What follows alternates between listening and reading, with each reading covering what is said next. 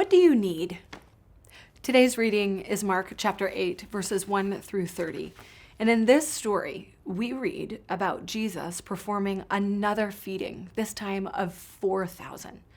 Scholars tell us that when Mark records the feeding of the 5,000 and the 4,000, both are demonstrations of God's power, God's ability to provide out of very little or next to nothing. One is speaking to a largely Jewish audience, and the other, today's reading, is largely to a Gentile audience, bringing others in who had previously been on the outside.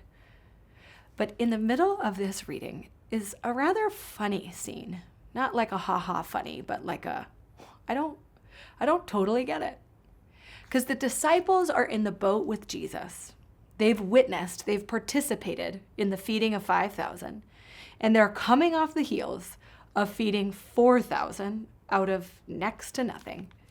And we're told they have one loaf of bread. So now they had forgotten to bring bread, and they had only one loaf with them in the boat. And Jesus is making a metaphorical lesson, some spiritual lesson out of this. And the disciples are stuck in the concrete.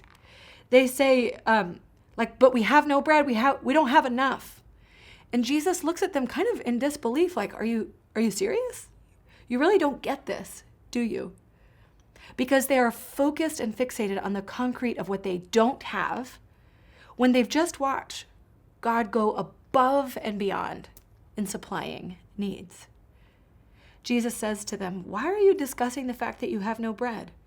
Do you not yet perceive or understand? Are your hearts hardened? Having eyes, do you not see? And having ears, do you not hear? And do you not remember? You saw what I did out of these little loaves and fish. And how many baskets were there left over? 12, they said, and 7 left over. He says, don't you understand? And I got to be honest, I read this, and my answer to Jesus is like, not really. I don't really understand. But when I sit with this, what I think I hear in this is Jesus telling his disciples, you still don't understand what I can do. You still don't understand how expansive, how big my power is. And the same is true for me. Sometimes when I experience need or even desire, I'm toiling about with my nose to the ground thinking about what it is I need, like the disciples arguing over bread, rather than turning my eyes to the one who has already supplied need after need after need. Do you do the same thing? So today, what is it you need?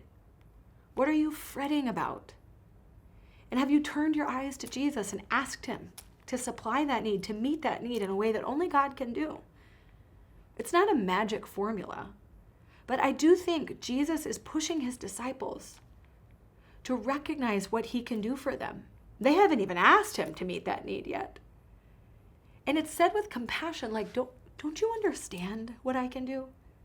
If you understood, surely you would turn to me and ask me to meet your need. So for you today, what is your need? Maybe when you ask God to meet that need, it will be met in a way that you expect, maybe in some other way.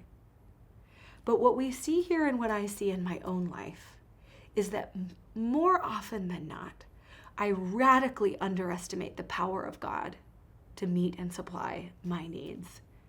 Instead, I fret and toil and argue about the very concrete thing in front of me. So I'm prompted today to consider what I need and to ask God and to trust that there's more to God than I can even understand here in this moment. And I hope you'll discover the same to you. Now, bonus exercise. He's kind of chiding them, like, have you forgotten what you've seen already?